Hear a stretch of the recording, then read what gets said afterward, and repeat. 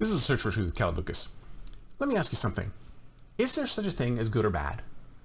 Have we given up the notion of good or bad? Have we removed ourselves from the whole good and evil paradigm? Is there such a thing as good and evil anymore?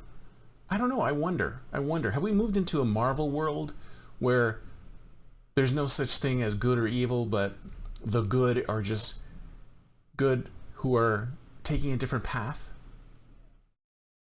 I don't know about you, but I think that there still is things that are evil, and there's still things that are good, right?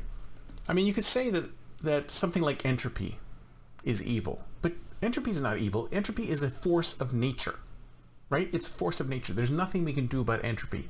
Entropy, unless of course we figure out some way to reverse entropy, but it's a force of nature. It cannot be evil or good. It has no moral tendencies to it. Kind of like nature. Nature is the same. Nature is not evil or good.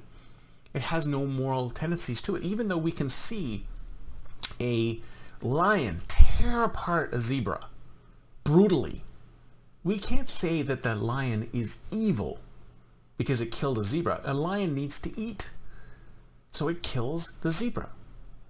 And the zebra was in the wrong place at the wrong time, or was too slow, and then bam, that happens. You can't look at something like that and say, this is evil, because this is natural.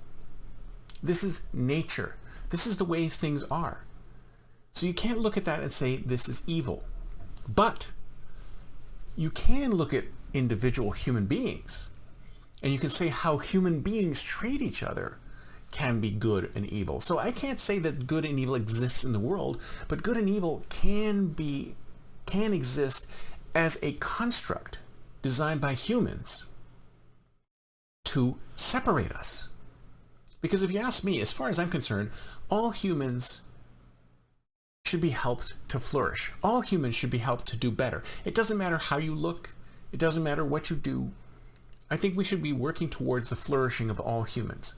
And of course, there's plenty of humans out there who don't want to do that. They're looking out for themselves, or they're looking out for their tribe, but they don't give a crap about other humans. There's no reason why they'd want to help anybody else, because they're self-centered, or they're tribe-centered, or they're whatever. They're like, okay, we're good and you're evil.